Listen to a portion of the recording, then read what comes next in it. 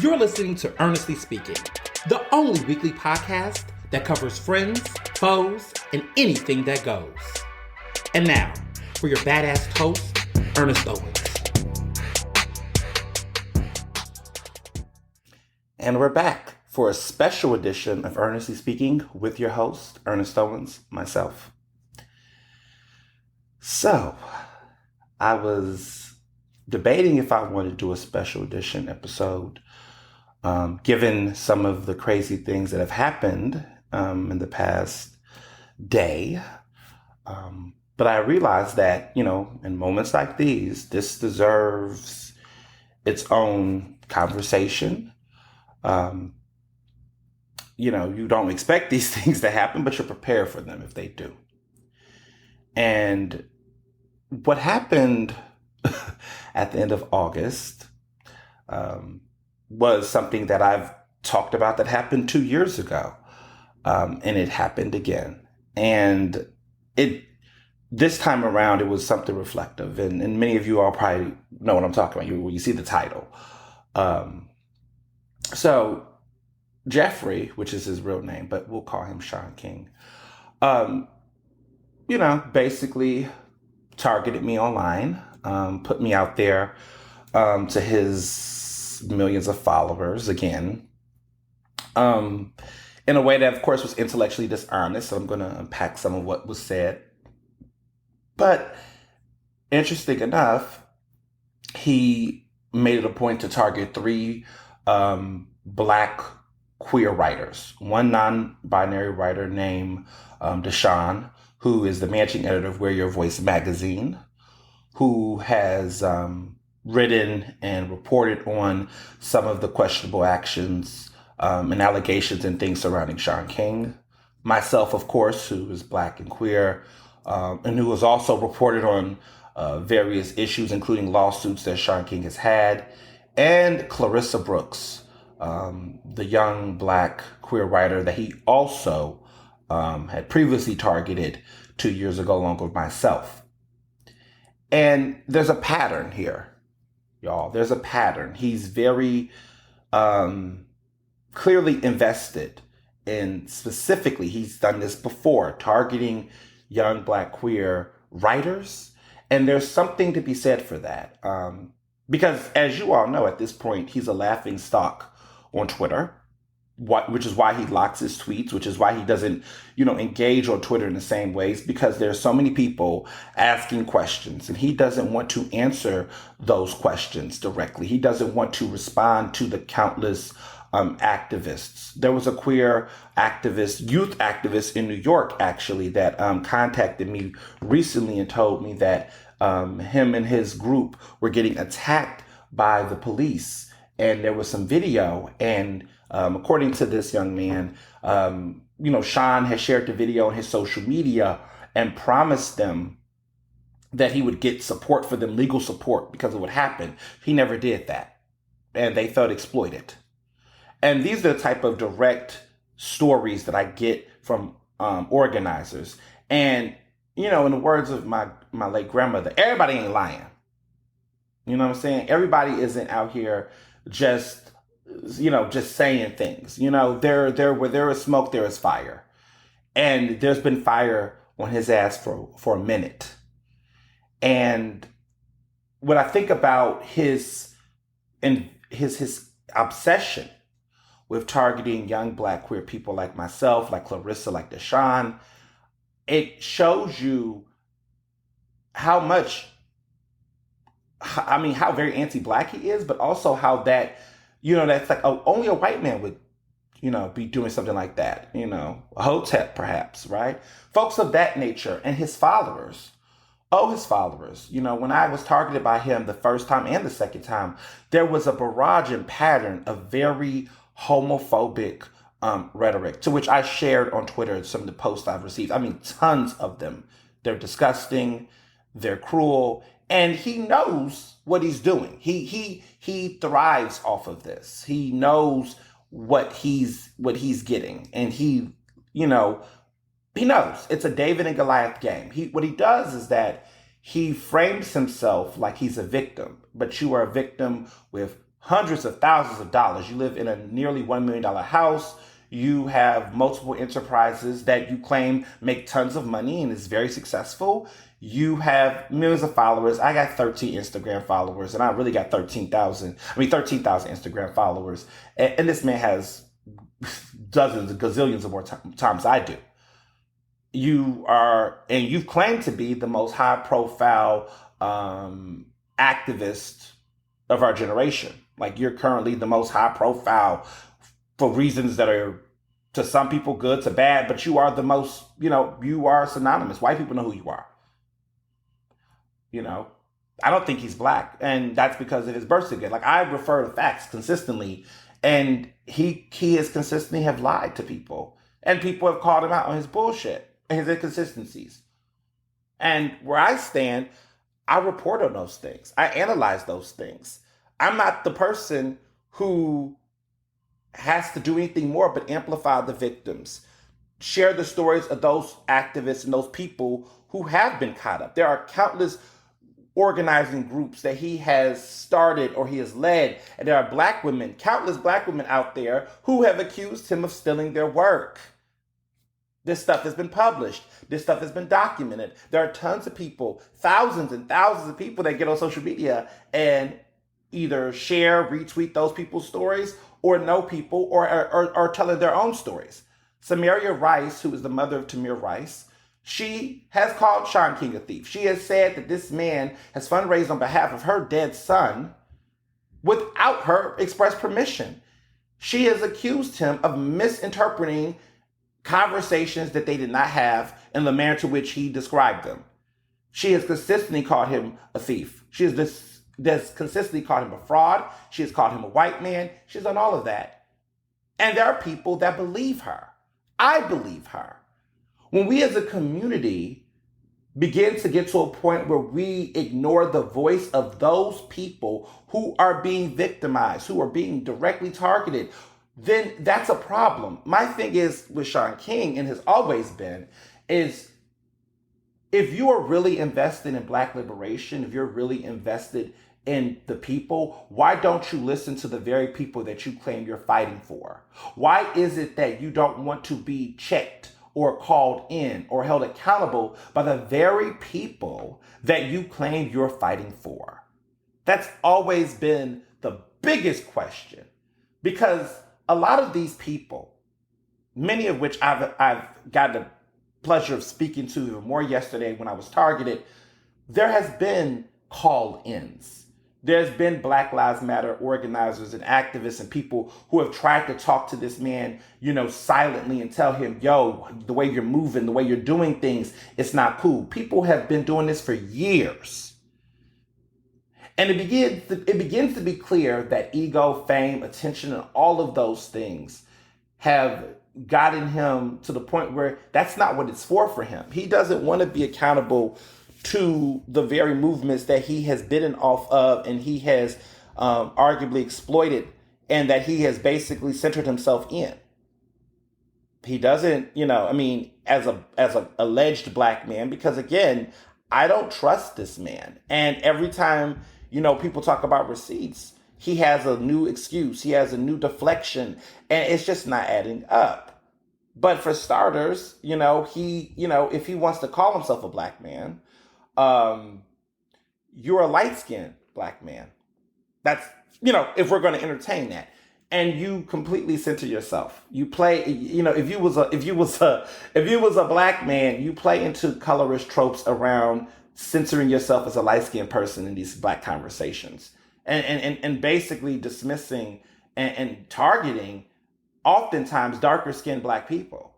It's just a pattern if you want to play that. But as a white man, right, because your real name is Jeffrey, and you're named after your father, who was a white man, and that's what your birth certificate says, and we're supposed to just believe whatever story you want to come up with to dismiss that. But at the end of the day, it's the interesting thing is that every time there's this thing that comes up, he moves the goalpost. He dismisses all of it, right? So the way that you move, the things that you do, shows up as a white person that is trying to center themselves in black movement spaces and desperate to maintain them. It reminds me of Rachel Dolezal, right? How she still wanted to hold on to this because there was capital to be made, there was visibility to be made, there was fame to be gained. And he wants to make himself a white savior. He wants to make himself a martyr. And colorism and all of these things play into why a lot of these Bernie bros, because those are the people that also have been attacking me on social media. He has both. He has this cult following of white Bernie bros that are just unabashing, unapologetically folks that just are delusional. Like, not every Bernie Sanders supporter is delusional. Let me be very clear. But there is a cult, right? Let's be clear. In any of these groups, right? We know them. You know, Kamala Harris has her a cult of followers that are very, all of these people do. But it's just become historically and publicly wowed how there is this cult following of Bernie Sanders supporters that have now felt the need to align themselves with Shaun King because he has aligned himself with Shaun King in ways, and they will aggressively think that because they have this, this dogmatism that they support, that they will go in ways to be extreme. They will threaten, they will make insults. It's not actually conversations about what's going on here or trying to make articulate defenses of the person they support. They're just basically making ad hominem attacks. There's no real critique. There's nothing. There's just insults and racism. I mean, these white people have come to me and said things like, he's done more for the black community than you. Excuse you? Is that your place? What is this, a measuring game? I don't, please, right? There's insults like, you're a disgrace to your race being said to me by white people. There's all kinds of insults that, that are in the name of him. These people are like to be clear, because people will try to say, oh, well, how you know this is Shaun King's followers? No, these people literally invoke Shaun's name. And when I shared the post that was being said, these people literally came. And let's be very clear that he knows the power of his platform and how he's able to weaponize it. See, that's the thing. Either you want to believe that Shaun King is whack and doesn't have any influence or any power or nothing right now, or you want to believe that this man is what he say he is. So then you know that when he targets us black queer writers, specifically journalists, right? All of us, when he comes to target us in this way, he is doing this to try to create attention to something he's doing, trying to put us in fear to not say his name and to not call him out, because clearly he's onto a big grift. He's onto a big project or something where he's going to ask for money. Because at this point, this is the pattern. The pattern is Shaun King begs for money for a cause, a campaign, something for his wife, for his family. He's begging for money in some type of way. It's not work money. It's not anything. It's begging. He's asking for y'all to give him some money for something that he's going to save. He's been asking for money to climb, all the mountains, which he was not able to succeed in. He's been asking for money like this for years. It's been years. And there are some people out here in the world that is still giving them their money because I think they are basically in a cult. And at this point, I don't care about, if there's some people that want to give them their money at this point in the game, do whatever you want to do, right? Because we know what's happening. We know how this is going to play out. We know how this is happening. The emperor has no clothes. We see it, and he's getting more desperate, and it is concerning in a sense, because you just, with people that are very much in that phase where was a sink or swim situation, they're in a situation where they're grasping. And it's something I'm noticing in this, is that there is a very different situation 2 years ago to now. And as somebody who has been surviving Shaun King personally for the past 2 years, and have been speaking about these issues and not being silenced, it's interesting to see how this man has devolved before everyone's very eyes. So I can only take it back to when I came to the game, but honestly, there's tons of articles, hundreds upon hundreds of articles about the antics, the problems, the issues, the allegations of theft, misappropriation of funds, misleading people, doxing, grifting. There's tons written by countless people and reiterated and retweeted by several. And so it's funny because every time he goes in his big old pot looking for folks, he's always coming for Black queer people recently. And I'm going to tell you why. Because here's the funny thing about all of this. When you think, it's very interesting. He doesn't come after white journalists that have criticized him.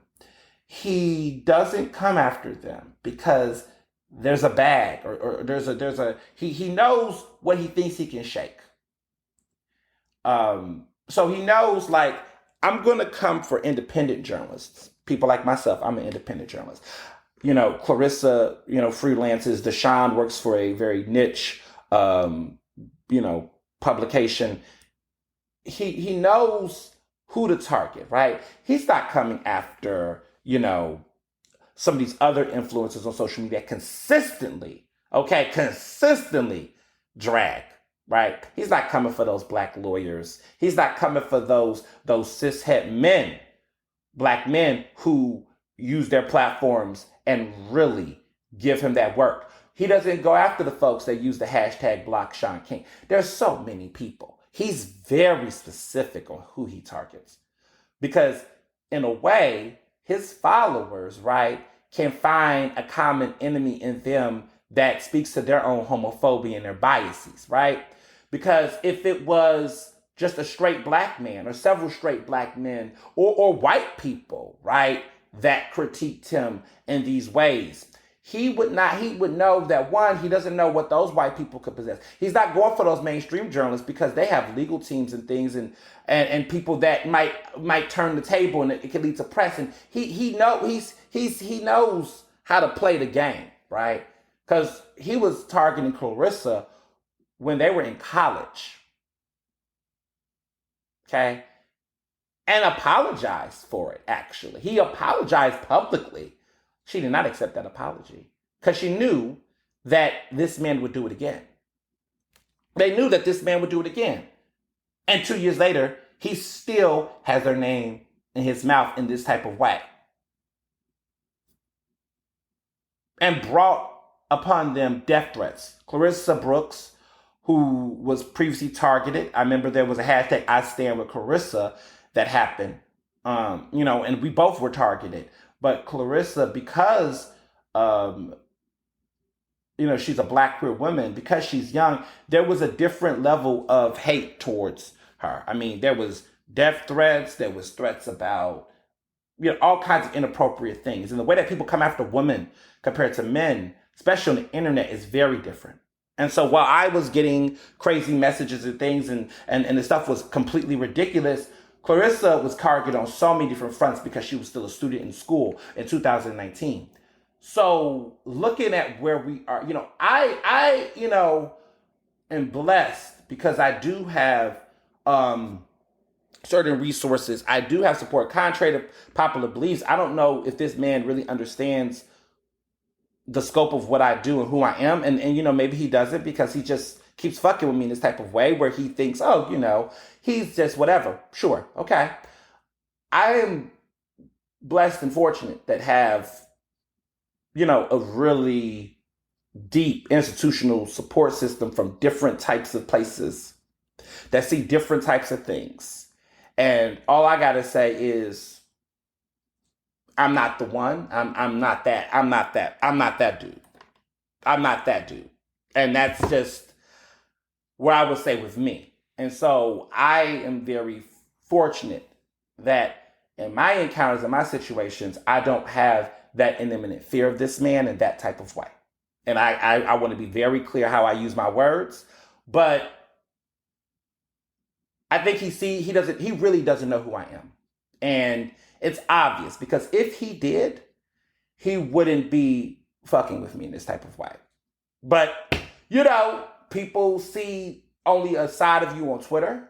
They only see a side of you in that terrain. There's some people that just only say, this guy is somebody that's talking shit on Twitter. Au contraire. I am not just somebody on Twitter popping off and talking shit. There is so much, so much. But see, what happens is that ego comes into play. And there's people that they just know who they think they're fucking with, and they don't really take the time to really unpack, this is not a good choice. Because they again, it's the homophobia, it's the obsession with targeting specific people. There are countless people that he could be fucking with today, but he chooses black queer people every time. Every recent time, at least. In 2019, it was just me, it was just Clarissa and I. Now it's Clarissa, myself, and Deshaun. And what's crazy is that over the past 2 years, there's been more people criticizing Shaun King. There's been more people that have done it. And because of the fact that the amplification of voices have spoken out against him, you don't see him where he's at. I mean, the thing is, the truth is that I think that Shaun King is a bitter white man. This man is a bitter man. He's bitter. And I can see why and how he's bitter where he's at. He is doing worse than what he used to be. He is not as successful. He is still influential to a very curated group, right? He still has some followers. I mean, the thing is that when you was high, you never lose a base. You know? Like Donald Trump failed in 2020. And there's a lot of Trump-like qualities with Shaun King. You know, these are two egotistic white maniacs that are very obsessed with power, that even when they're wrong, they will try to create a right of it. They will rewrite history. They will always create a situation where they're on top. And when they're not, they're going to scapegoat and blame someone else for their failings. It's very dirty. They hate the free press.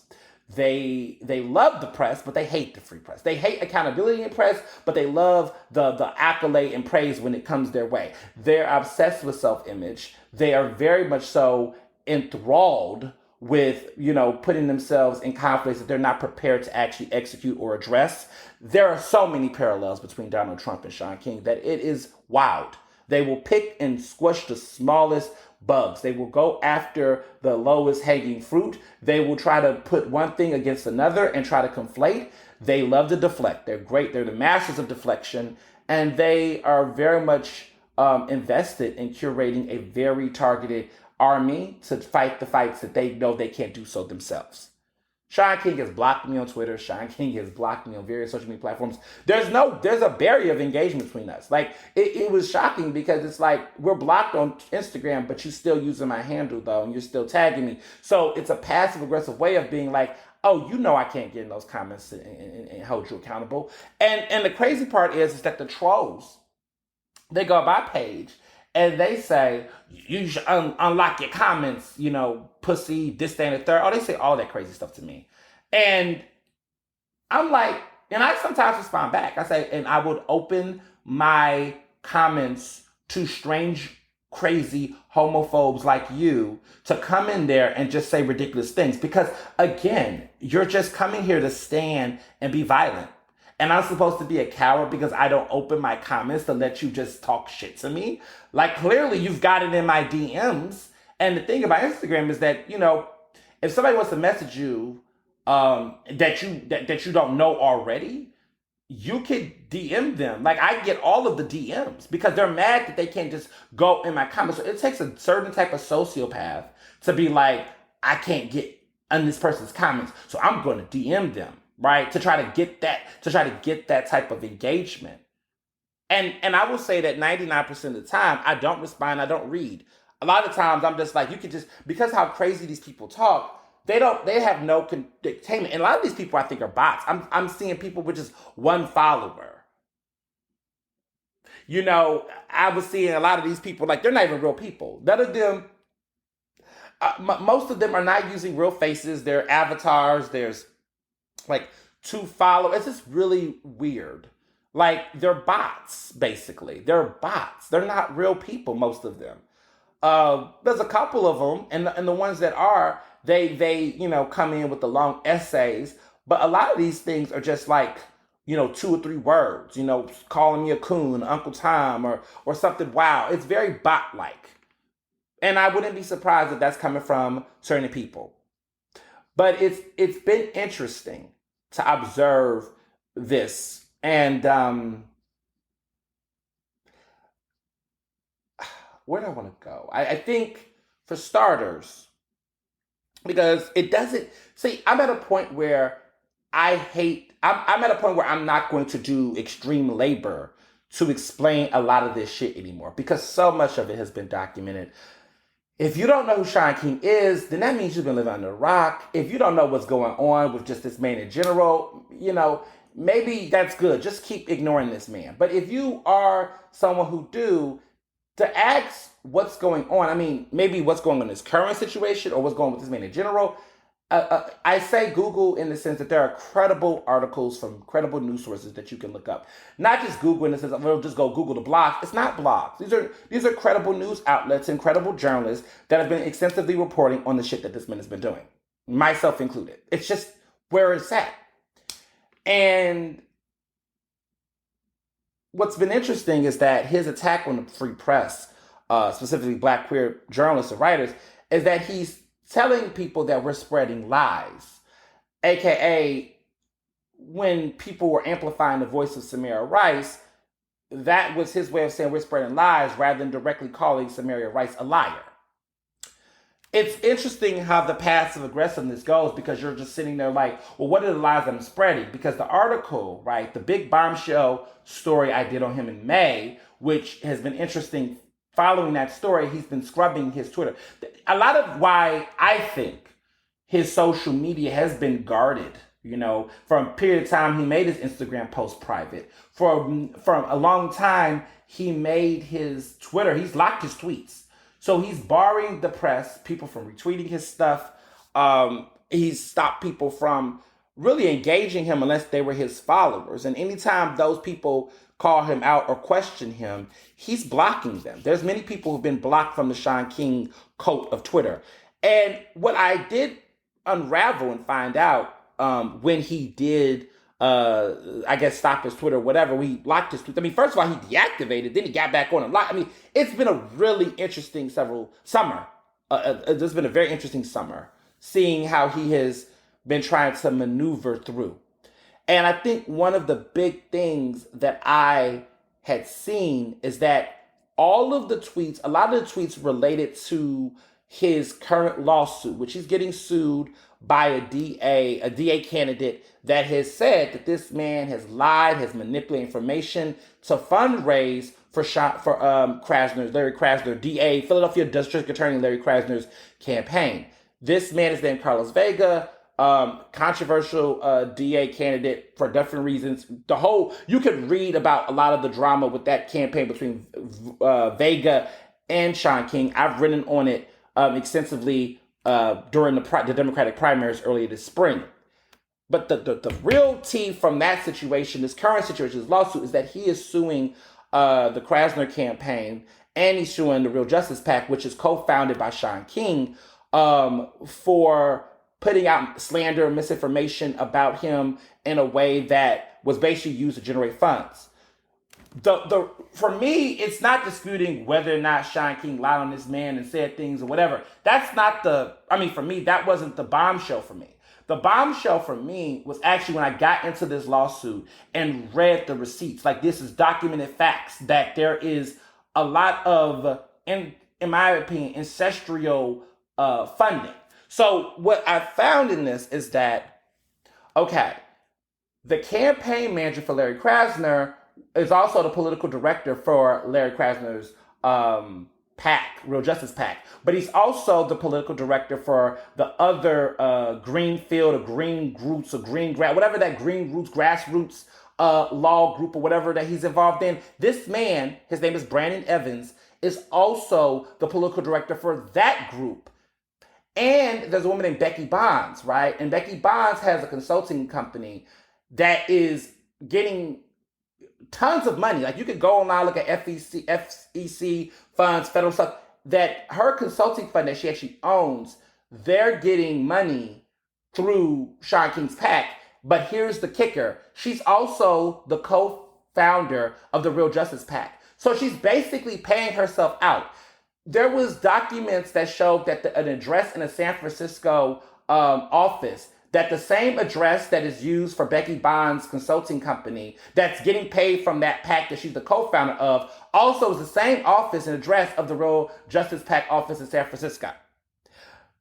Fun fact, Larry Krasner, who is the DA in Philadelphia, he owns property. He has buildings. The building to which he owns has a Real Justice PAC office in there. So there's a lot of money that's just moving through this entire situation. And when I tell people that Shaun King is using a lot of his clout in these ways to make money, this is what he's doing. He's making himself a consultant, paying himself out through these PACs.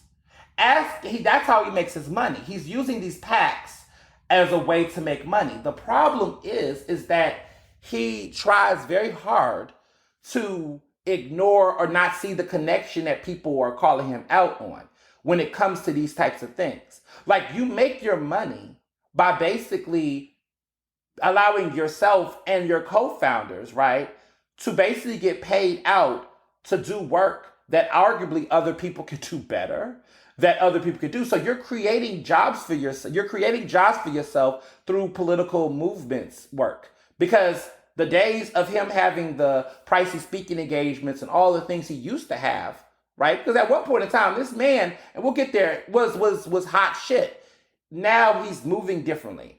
With the exception of Krasner, who, let's be very clear, would have won the DA's race without Shaun King's involvement. He would have won in Philadelphia. Black people in Philadelphia was going to vote for Larry Krasner. Folks were very much going to vote for Larry Krasner. Shaun King did not do anything miraculous to get this man to get reelected.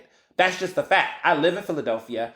I know. Like, people were not looking at Carlos Vegas. When you look at that margin, okay, when you look at that margin of the level of ass kicking that Krasner had for Vega and then polls, you see it. So there was really no need for him to get involved with Shaun King. The first time he got involved with Shaun King was in 2017 when he first ran for office. And Brandon Evans, who was the political director, who was also the campaign manager of Philadelphia Mayor Jim Kenney, who was also afterwards his senior political advisor, whatever, after he won election. Like, both Krasner and Mayor Kenney don't even see eye to eye. So this man is just double dipping in all the shit. I mean, Brandon Evans is getting coins left and right. He's got everybody's jobs. He's a political director of two PACs or two groups related to Shaun King. He was the campaign manager of Larry Krasner. He was also, an advisor to the mayor. Like, you got all the checks. And this is all interweb. It's all connected. And to me, that's weird. That's weird. The fact that his PAC is also, Shaun King's PAC Real Justice, they also gave money to political elected officials who didn't turn around and endorse Krasner publicly, because Krasner did not get the support of the Philadelphia Democratic Committee. Like, he didn't get the party's endorsement in Philadelphia. So a lot of this stuff just looks weird. And as a journalist, it's my job to inform the public when these types of things take place. You have to figure out, just in case people didn't know, they need to know what the flow is. And there has been allegations that some of the ways in which they received that campaign money, where there was language like, give some money to this PAC and this money goes to Krasner, but also a lot of money was going to the PAC. And a lot of people, some people that was donated wasn't aware of how this money was being divvied up, how people was getting paid. There was no transparency. But the transparency comes that you realize that a lot of Shaun King is invested in these things for money. Because the more money he can use his clout to get for himself, using people like Shaun King and progressive candidates, the more money he gets to pay himself as this quote-unquote consultant. And it's a money thing. It is. It really is a money thing. You take this dibble and dabble, because this man, it doesn't seem like he knows how to make any money without having a lot of these types of community involvements and in these crazy, deceptive pay schemes and play plots. Like, people don't know how this money is being funneled. He's not very clear about how this particular PAC money is being done. Because when I looked at that lawsuit, when I started getting into the receipts and the documents, I was like, there is a lot of scratching back going on. It appears to be a lot of quid pro quo. It appears to be based on the way the lawsuit describes the situation, but based on just these facts. It's just too much cross intermingling with money. And he has to be accountable for that. And he's not really speaking on that. He's deflecting. He wants to talk about Vega, right? Which a lot of people agree did some problematic things and was a problem. But that's not what this is about. We're not talking about Vega. We're talking about you and your organization and how your organization got caught up in this shit. We're talking about how this involved Krasner. We're talking about how this money and this stuff was invested and involved in Philadelphia, a city to which I live. So it's not obsessed that I, as a Philadelphia resident, as someone who's a journalist that covers these types of issues in my community, it's not obsession. It's like this shit is happening in my backyard. And I want to know what the fuck is going on. That's what propelled me.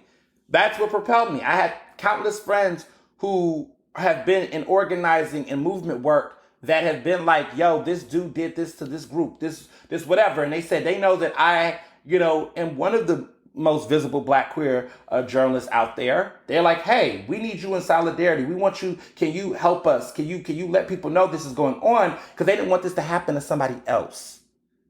And so he goes after the messenger. I'm the messenger, right? He's not going to publicly go after organizers publicly anymore because that shit got him caught up the first time. Now he goes after the messengers. There's not a coincidence that both Deshaun, myself, and Carissa are both messengers. Yes, we do movement work and do other things, but we're messengers. He's coming after the messengers because that's where a lot of the change began, is when other people like myself, Clarissa, Deshaun, others stepped up and said enough is enough. Because for many years, the press, ignored it because he was so popular. I remember when Shaun King was popular. I remember when Shaun King was getting awards at Rihanna's Diamond Ball. I remember when Shaun King was being every white liberal's favorite person, right? When he was believed to be Black by those people, and they basically used to use him as their Black friend. When he was getting those book deals, when he was basically able to post a something, retweet something, and money would fall. Like money was coming, okay? Whether it was involved with Haiti, whether it was whatever cause, everybody was involved with him. And that was the era, because that was the Black Lives Matter, at the beginning of Black Lives Matter, where you saw people like D-Ray, getting this commercial success. You were seeing these people, some of these activists, not all of these activists or organizers.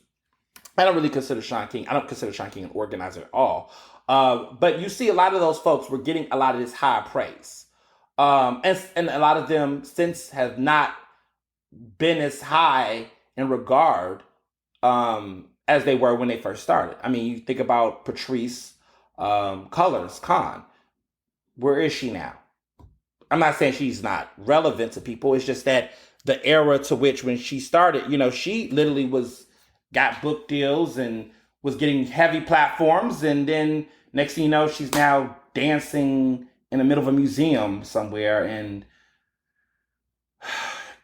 living in predominantly white neighborhoods and multi-million-dollar houses and stuff. I mean, it's just the money will do that to people. The fame will get people caught up in different ways. And it's sad because, as somebody who is a millennial who went to college and graduated not too long ago, but, I remember being young and in college when this stuff really, really took off. And then seeing how all these people that were, deep in the movement work became instant celebrities, and how that changed their messaging and how that changed how they began to fight the system. And, or at that point, they weren't no longer fighting the system, they were shaking hands with the system. I mean, it was very interesting to observe. And as I began to be a journalist and really evolve, it became clear to me that there were similar patterns of how this was happening. And Shaun King falls definitely into that. A little bit more than others. I don't even, in my opinion, don't really feel like Shaun King was, when you look at it, he was always chasing some type of money grab, and let's be clear, this wasn't about GoFundMe. This was just about, because he's got other methods of making money. The GoFundMe thing, it's like I cringe to address that because it's such a moot point to the larger conversations that I've had about Shaun King. But I think there's important context that have to be had about that GoFundMe so people can understand like what he did and how fucked up it actually was. But before I get there, like I said before, Shaun King has gotten money in various different ways that it has never been GoFundMe. Like for me, I tried to look online to see if there was any tweets where I specified or named GoFundMe or attached him to GoFundMe shit. And there was none, y'all. I could not find any tweets where I was like, Shaun King's GoFundMe. Shaun King got a GoFundMe. I never had a tweet about it. None of my reported stories that I've done addressed it. Now, we could talk about Act Blue, right? That money thing, that system, right? And how there's been some questions about how that money is being filtered through Act Blue for both the campaign, the Larry Krasner campaign, and the PAC. And why he has been deleting a lot of those tweets. Many of those tweets have been already unearthed by Vega and the people in the lawsuit. They've already gotten the screenshots of those tweets. He's deleting a lot of his Krasner campaign stuff. And I think that's so weird because it's like, why are you deleting it? You were so fervently invested and involved with that campaign and asking people to donate and give money. Why are you deleting this stuff now? There's emails, there's everything. He's deleting a lot of stuff. And legally, it's kind of weird because you're not supposed to quote unquote delete the evidence. But I guess because it's already been uncovered, he's deleting stuff. And it's just like, why? Like he's like scrubbing his stuff down. Before he really like locked his Twitter profile, it's interesting. Why were you deleting all of those tweets? Since people got questions, why were you deleting those tweets? Again, this is all the suspicious behavior that, again, he doesn't address outwardly, but then that's what the people are talking about. The people are talking about the suspicious behavior. The people are talking about the PACs. The people are talking about the incestuous money ties to all these different players. That's what I'm talking about. I'm not talking about no fucking GoFundMe. So the best way to describe the GoFundMe situation is that it's like this. It's like if somebody, comes to you and accuses you of sexual harassment, like a Me Too situation. And then you come and you say, and you get on social media and you say, look at my criminal record. I've been arrested for no crimes.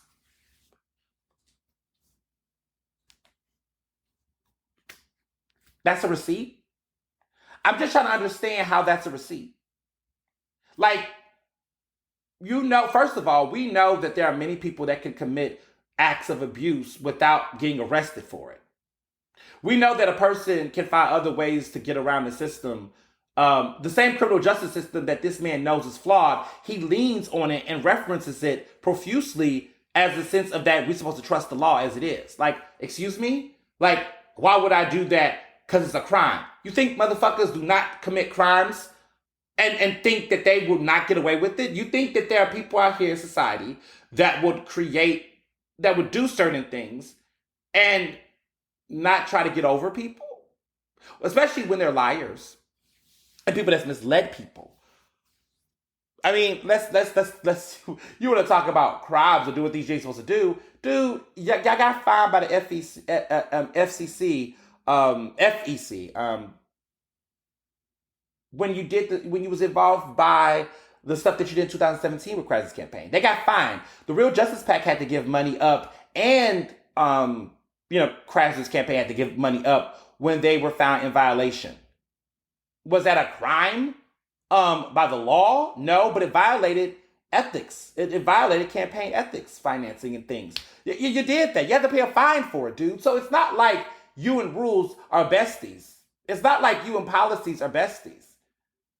And one could argue that you might be getting in trouble. Y'all could potentially get in trouble again based on the way it looks for how you all have been moving this money this time around. There's a possibility. I'm not saying it is. I don't know yet. But given the lawsuit, given the way that it's being described, who's to say that the FCC is not looking into these claims as well? Who knows? Maybe someone filed a complaint. Who knows? But it's not like this has not happened before. So when people like to reference like irrelevant points to try to cloud other points, it doesn't stick. It's like somebody's telling me, I'm not racist. I have a black friend. That does not stop you from being racist. You can commit, like, let me just say just on principle. I'm just talking just a fact. You can commit crimes without getting arrested. It's called white privilege. It's called white supremacy. It's called a broken criminal justice system. Like, let's not play semantics. Let's not act like people don't just do shit and can't do shit off the fly. Like, let's not. Especially in this current movement area where there's been a lot of grifting, there's been a lot of fuckery. Let's not act like, oh, a person would not do that because it's a crime. Are you serious? Donald Trump has been committing all types of crimes, right? This man has yet to be indicted. That's come on. Like, we really gonna act like the only way that we could define crimes is if people get arrested? But you call yourself a criminal justice reformer? Ooh. How do you do that? How do you even try? Like, that's just that's the surface level. First of all, to me, that's a red flag right there. That this man has to spend his time trying to go to the basic common denominator. I didn't commit a crime. And also, let's be clear. Crime and its subjectiveness, right, is that you're defining crime based upon the quote-unquote legal system that you know is flawed.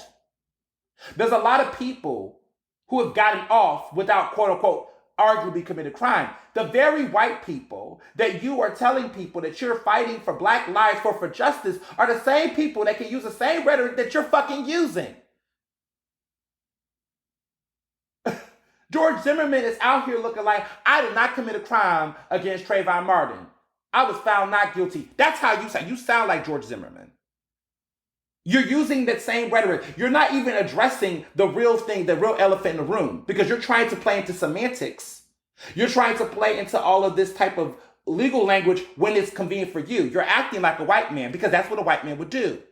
Oh, that's right. You are a white man. There you go. According to your birth certificate. Since we want to be technical about the law and the rules, according to your birth certificate, I have to address you as a white man because that's what your birth certificate says. And I'm supposed to address you as Jeffrey Shaun King because that's what your birth certificate, a legal document, says. See, stop switching it up. Either you're going to believe the legal system and you're going to agree with documents, or you're going to ignore those documents when they're not convenient for you and be who the fuck you want to be. So let's be very clear. There are a lot of people out here that are committing crimes against humanity, and those crimes are not necessarily considered crimes in the legal system, but to the community, they're straight up violations. And that is what people are saying about Shaun King, is that there are things he's done that betray the trust of the community and has violated and exploited the community, and that's why they consider them crimes. Shaun King looks at these things like, I may have done these things, but in the court system, in the legal system that we're supposed to be trying to dismantle and address and abolish and all that, he wants to still hold on to the letter of those laws to justify his fuckery. So you can't win in a situation with a man who is talking about black liberation, but at the same time still trying to believe the law down to the letter for himself, and at the same time trying to play that game. I mean, come on. Which one is it? Figure it out. Make it make sense. You can't. But back to this point about GoFundMe, because I just want to unpack why some of this language and how he plays into this game. He's saying one thing, and you talking like a cop, but then you trying to move like a pimp. You can't do both. And that's the flaw. That's the flaw, because it doesn't, saying that I don't commit crimes does not actually address what you've actually been accused of doing. Because trying to define it as a crime or not is not actually the point. Did you fuck people over? That doesn't have to be a crime. Fucking people over does not necessarily have to be, quote unquote, a crime in the crime book. But did you do it in the community? Did you fuck people over in the community? And we all know what that means. And there are ways, clearly, to fuck people over in the community, right? We see gentrifiers do it. We see developers do it. We see the courts and the legal system and politicians do it all the time. There are ways to legally fuck over people. I mean, what is this? This is social justice 101. Where have you been? Where have you been? Do you read? Do you actually read anything? Do you read books? Do you actually take the time to process it? It's very clear that he is not. We know that there are ways to legally fuck over people. Is what we're fighting against. And you're sitting over here trying to act like there's no way that you can legally fuck over people without committing a crime. Bull fucking shit. And that's really what's so crazy about it, is that he will every day talk about how other white people are finding ways to manipulate the system to disenfranchise black people. And then he turns around, and when he's called out on potentially doing the same to others, he says there's no way I could have done that because that would be a crime and I would have been arrested. And it's like, dude, do you really think that that's how this goes down? Who are you fooling? Any smart, woke person can see at this point how this man can manipulate the system and fuck over people without it being a quote unquote crime in the book. And if we're going to play that game about, I can do this or that, it's not a crime, so that means it's permissible. So do Shaun King think it's permissible to grift? Because in his mind, it's not a crime. Because if it's not a crime, then he thinks it's acceptable. Like a white man. That's such a white man thing to do. It's like, I'm going to find all the ways to do this without getting my hands bloody. And so what he do every time he's critiqued or criticized, and they get into semantics, he gets into this legality shit that isn't really what the point actually is, without addressing what is actually being said. So this GoFundMe situation, he posted what appeared to be a press release or an email. I don't know. I don't know. I haven't seen GoFundMe share it or something. No one has been able to actually verify that it's from GoFundMe. In my head, I would assume that it could have come from it could have possibly come from GoFundMe, because I'm in my mind like, would this man really post a fake letter from GoFundMe to try to dismiss his allegations? I would hope or presume that this man wouldn't be that stupid to post fake correspondence. So on the strength of it being true, write this post, which is fine because it doesn't actually do anything to change the actual conversations or concerns regarding him. But okay, let's just tease this out.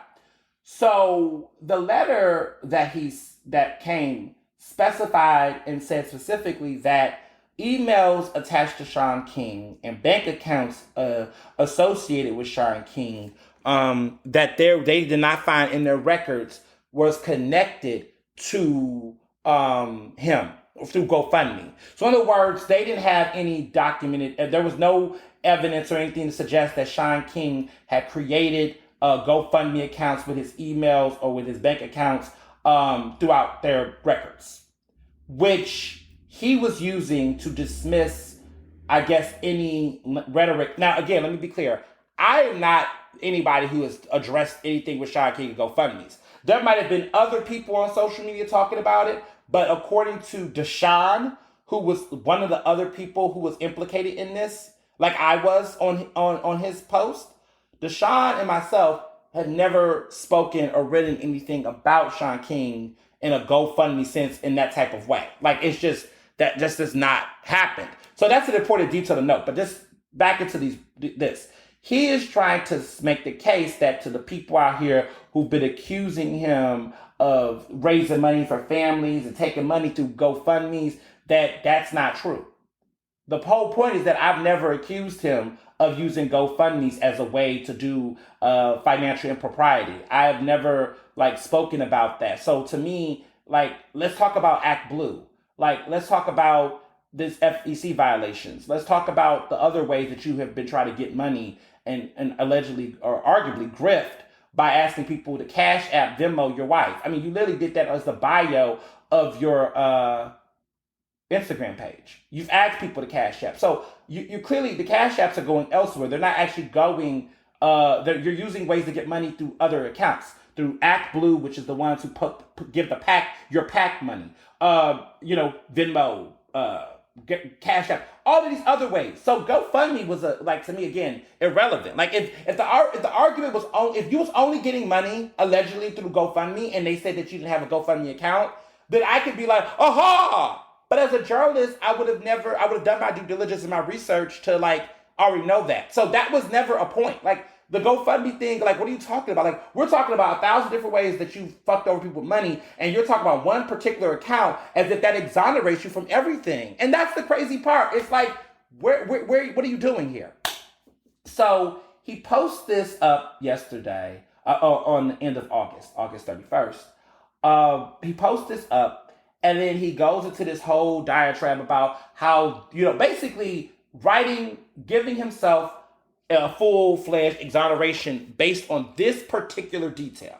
And of course his cult followers, who are very much narrow and thinking and obsessed with him, they were very much like, oh my goodness, this is the ultimate receipt. See, I knew it. I believed you. I mean, it's just very robotic. And, people are messaging me, telling me this screenshot me with the crazy people. I'm like, oh my God, stop sending me these messages, y'all. But, a lot of the people were, devout, right? They're devout, Shaun Kingers or whatever. They're devout Talcum X followers. The devout Talcum Xers. I don't know. Talcum Xers, is that the... they're devout. And so this, for them, was all they wanted to believe. It's almost like if Donald Trump, like every time Donald Trump acts like he's got one on somebody and he shares something irrelevant.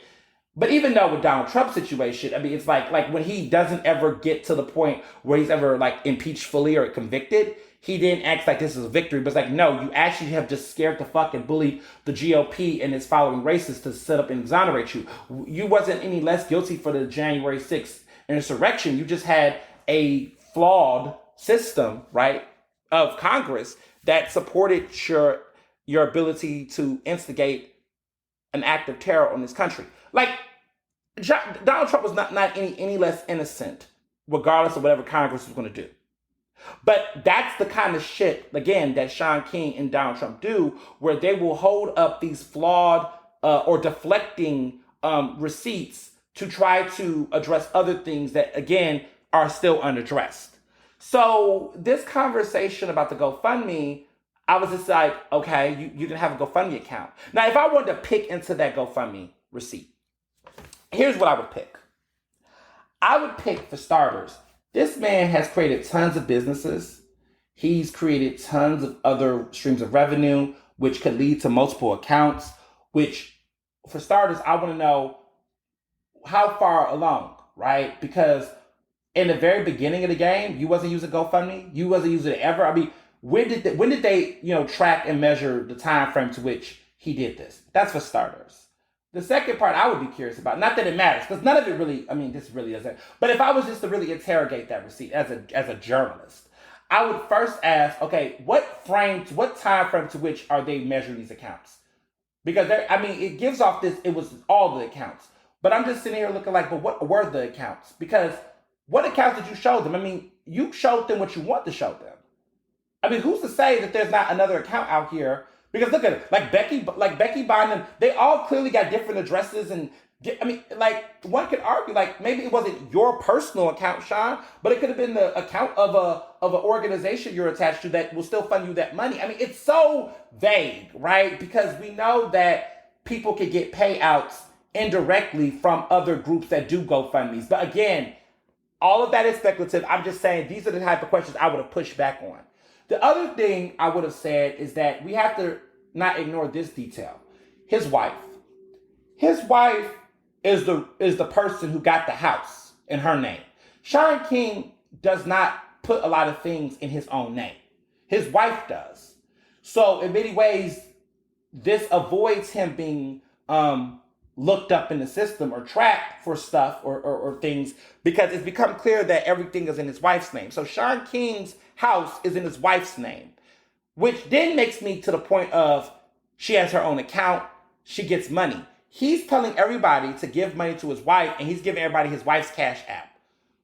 They're married. They're raising kids together. Any money that she's getting at that level is going to the family and to the life of their family. That makes sense. If my fiance was to, get money for a job or whatever business, other stuff he's got going on, you best to believe I am getting some of that money. I'm getting that money indirectly through whatever he's buying for the house or stuff that we're doing together. I mean, it's money. It's ours when you're married, or you're getting married. I mean, it's what we have. So to me, he has used his wife, and I'm not saying use his wife as use his wife. I'm just saying that his wife has become an account she's been like a GoFundMe within herself, in the sense that when you're giving money to Shaun King's wife, you're also indirectly giving it to him. That's a fair case. I'm not being shady. That's a fact. Like, this woman is not sitting around with a bunch of money and being like, nah, my husband can't touch that. No, they're in love. They're together. I mean, that's what it is. So that money is his money too. So it's like, I'm wondering, again, not pressed, but I'm just saying in a journalist sense, if any of her accounts been connected to GoFundMe's. Because one could argue that money she's getting through GoFundMe's that she's probably have done, that money would be going to Shaun King. So again, this receipt is ambiguous. There's more questions than answers. But again, if we wanted to just look at it on the merits of what it's trying to make itself look like, okay, Shaun King himself did not create GoFundMe accounts. Now, he has definitely shared others. He has amplified other people's account. But GoFundMe made a point to tell us, even though we kind of already knew this, but that sharing other people's GoFundMe accounts does not, whatever funds come from that does not automatically go to said person. Okay, we know that. Most people have had GoFundMes in their lifetime. We know how that shit works, but thank you for that clarity. But that's the statement. Again, he could have posted that without my name in his mouth. He could have posted that without having Clarissa LaShawn's name in his mouth. He chose to specifically target us in this way. And what's interesting, as someone noted on Twitter, is that it's always interesting that Shaun King always goes full postal and go full throttle coming after people when he's about to ask for a big money grab. Like when he's asking for money, because he decides to drop this to get ready to have his own campaign. So the thing about him, and like I said before, his pattern is beg for money and then defend why he's begging for money and then go after people who's criticizing him for begging for money. That's the pattern. So I have definitely gone through those flows with him in the public eye based on that. Duly noted. It's fine. It is what it is. So the real issue here, and the issue with being deceptive and why he once again is a problem and why he's, again, always scapegoating, is that myself and those others who were mentioned, nobody was fixating their critiques on him. What he did was, in this exoneration around this GoFundMe, is that he basically tried to shift all of the attention off of himself, off of this, by trying to put it all in this bubble. Like, he basically was like, I'm going to also use this opportunity, since I'm talking my shit, right? I'm going to also use this opportunity to address all these other lies, but also under the spaces that this was about GoFundMe. Nah, that's not how it works, dude. It was never about GoFundMe for me. So why are you talking to me about GoFundMe? Like, the gag is that there are people on Twitter that has been talking about Shaun King and GoFundMes and making jokes. Why? I'm not saying he should target anybody. He should not be targeting anybody. But if you're going to be an asshole, be an accurate asshole. Like, why did you not call out these other people who've made these GoFundMe Shaun King jokes? Why you didn't do that? Because that would have been the relevant portion. You put a post up about GoFundMe and you're tagging our name saying that we're spreading lies and doing all these things, but we didn't spread no lies about you and GoFundMe. It's irrelevant. Like, what are you talking about? Like, to me, if he was able to prove that he was not getting paid from those PACs, that he's got people thinking was just fundraisers for crowds or whatever, if he was able to explain that shit, I would have been like, oh, okay. Again, you couldn't because the receipts were there. But again, if he miraculously was able to prove that he was not attached to that stuff, or that there wasn't all this ancestralness within his organization with certain people, double dipping in different types of ponds within his enterprise, I would have been like, okay. I see that. Okay, well, shit. But that didn't happen because it's not going to be a oh shit moment with me. GoFundMe was irrelevant to me. When I saw the GoFundMe thing, I was like, okay, what does that, that's a deflection off of the other points, but what the fuck that got to do with me? When I heard that I got tagged and I was reading what was being said, I was like, what the fuck does this have to do with me? Like, if you're going to address me about something, address that. But again, that's not what he was trying to do. He was trying to do two things at the same damn time. He wanted to take an irrelevant fact, and a moot point, and then try to exonerate everything else about him based off of that. And again, people got questions. You open yourself up, the questions are open as well. The questions. So you ask people to give your wife money or to give y'all money. Not on GoFundMe, because clearly let's just be clear, not on GoFundMe, but other types of modes. His other friends, like Lee S. Merritt and all these, Ernestly Merritt, all these other people that he's affiliated with, was out here, sharing pictures of his family. Now, I always thought that situation was sus. Not the threats or whatever. I mean, he may have had threats. I mean, yes, he's high profile. Shit, there's races that come for both myself and him. I mean, I'm not dismissing that. But at the end of the fucking day, your followers, the people that come after me, outside of the white supremacists and all those folks, are your followers. Your followers based off of the shit that you don't want to be accountable for. You want to focus on money, but it's more than money. The conversation is bigger than money. It's the ambulance chasing, right? It's the fact that every time there's some black trauma, you jumping on it. It's the fact that you have decided to insert yourself in crowdfunding for families and people that are not asking for that. Samaria Rice did not ask for you to do that. Samaria Rice was basically getting screwed over by both people on his team, Ben Crump and others, that she felt like she was being fucked over by these people that claim to be for the community. I believe that woman. I believe her. When we get to the point where we start, gaslighting and not believing the actual people directed to these harms by the state over people who are capitalizing and clout chasing after it, that's a problem. That's a huge problem. So we get to the point where we be like, I'm going to believe Shaun over Samaria Rice, because he was trying to advocate for her son. But this mother has agency. She is the fucking mother. She is the child's mother. How are you going to support this idiot and dismiss this woman's concerns? Which lets me know that we're in a different cult of celebrity, where now the afflicted are now being gaslit to uphold those who are in power and visibility. So it's not even about facts anymore. It's not even about ethics or integrity. We're now at a point where it's like, I like him, I'm obsessed with him, so I'm gonna rock with him. And even if people who he claims to help is claiming that he's doing more harm, whether it's communities or other folks that are saying what he's doing is wrong, I just like him. Well, then that's a different type of situation. We're in a different type of, I ain't even gonna call it a movement, but we're in a system. We're in a system at this point. We're not even in a movement, because a movement means you're moving somewhere. We're going downhill at this point. We're in a system. Systems can go downward. Movements, this ain't a movement at this point. This is a system. And that's what I'm seeing and I'm recognizing in this entire situation, is that it's not even about the facts anymore. It's not even about what people are actually speaking up and saying. People don't want to believe it because of selective, confirmation bias. They're obsessed. And we are living in a generation, I must say, that is very hell-bent on stan culture and celebrity culture. Like it's obsession. It's like an obsession to stan them. There used to be a time where you could get on social media, and this was long ago, right?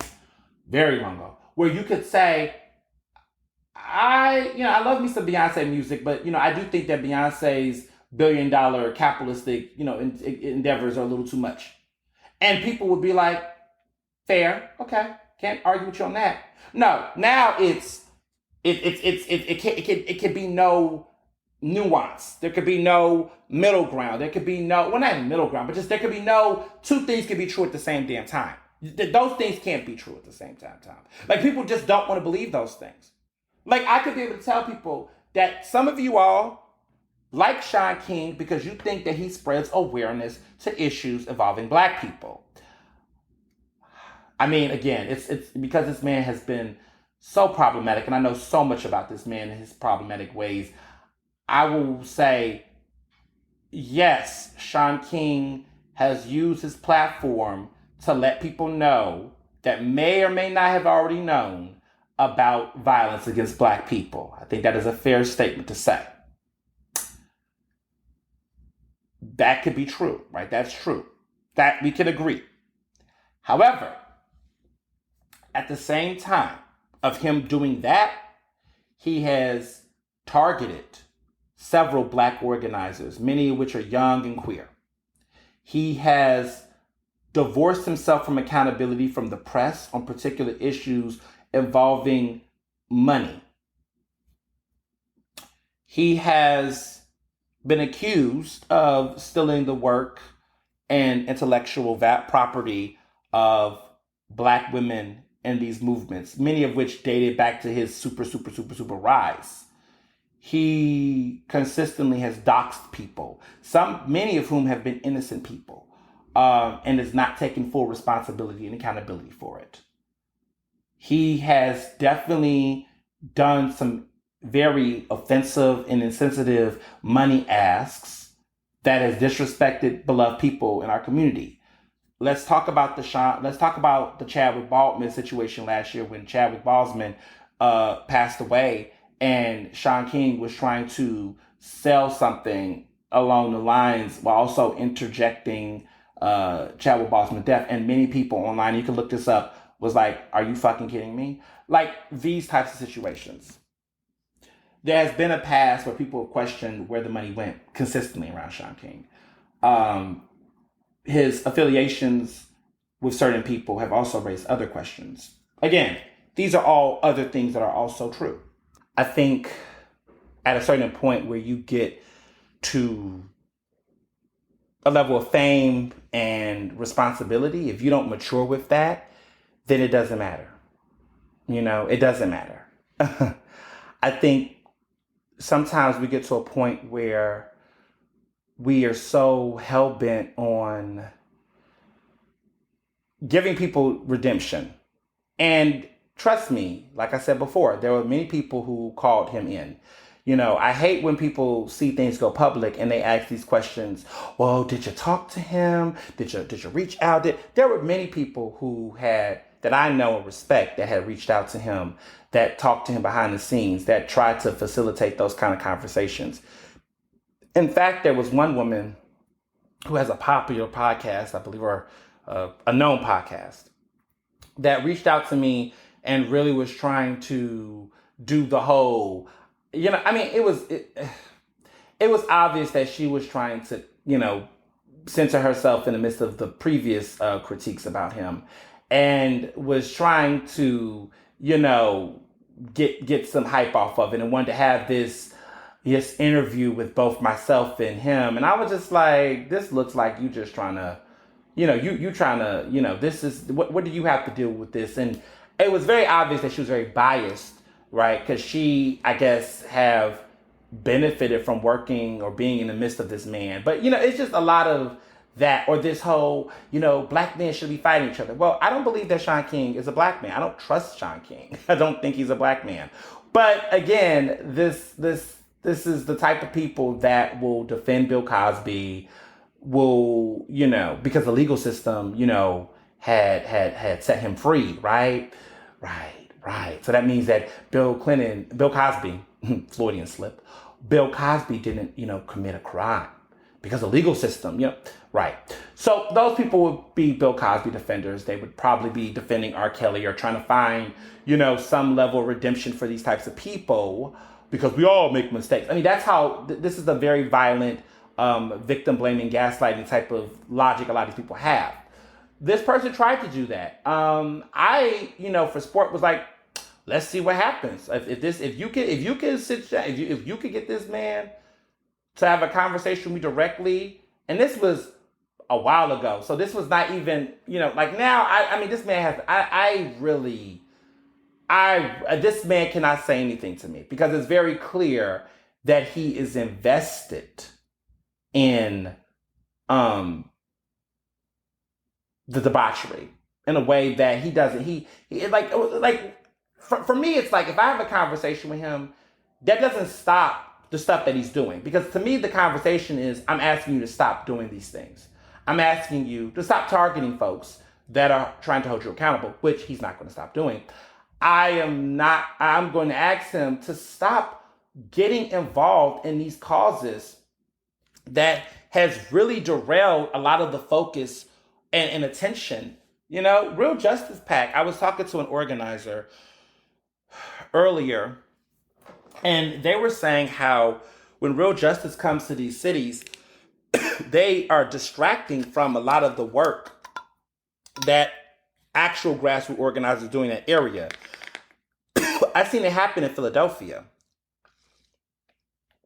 They were involved with people, okay, which I don't even think they realize, but the people they were involved with on the ground in Philadelphia, some of these people were like folks in the community that were antagonistic towards actual BLM protesters. Actually, they call themselves activists, but they're drept in respectability. They are relatives of some of the most, controversial or, problematic politicians in this city. Like, Philadelphia is very complicated. But anyway, to say that this is not it. And what I've seen lately, and what I consistently see in a lot of these conversations, is that I'm just saying, like, the things I would ask him not to be involved in or do or stop doing. Because to me, it's not really, I don't want to be this man's friend. Absolutely not. I don't, I want him to stop doing the things that he's doing. I want him to stop, being an ambulance chaser, and also stop, gaslighting and disrupting the actual on the ground work that a lot of people are doing. I want him to stop treating Black trauma like a job opportunity, because that's pretty much what it is. It's like when he asks people to give money to these PACs and these groups that he's a part of or he's a co-founder of, you're giving him money for himself to pay for him to do, or others maybe under his, clearly he's got political directors and others. You're paying them money to do work that some of those people like him, like, this is my opinion, are not the best equipped to do. Like, he's been able to, it's very, I always tell people, we talked about creative genius and Kanye West the other week, but he is an evil genius. Like, he is someone who has found a way to mass manipulate a group of people to support something that, pays him in a way that is screwy. And it's arguably grifting. I think it's grifting. That's just my opinion. And it's based off of the set of evidence and the patterns of behavior he has. I just think, when I think of this, the way that he, like, quote unquote, hustles around blood dollars and death on social media, is the same way I see a lot of these Instagram financial experts and business people do their market leveling, or I don't know what that should be. You know what I'm talking about, the market level stuff. Like, they the way that they do those things, it's a red flag, right? They're like, you gotta get it now. I'm saving you money. You know those people. I don't even got to name them. But when you go on Instagram, you see these people that are just consistently using social media in this extremely marketing type of way, as far as, like, demanding, you got to get on my webinar. You got to buy my book. Learn how to make millions during the pandemic. It's all of that crazy shit. He kind of has that same marketing hustle around these causes, where he creates the graphics and the visuals, and he's asking people to give him this money, or give money to this, give money to that, and we're going to fix this issue. It's the same savior trope. And in a pandemic where people are so vulnerable and so desperate, that you see a rise of this type of shit. I know a lot of y'all saw during the pandemic that a lot of that type of fraudness around these multi-level marketing type folks, that's like, put your money in and build yourself, create a flower, all that shit. You saw a lot of that.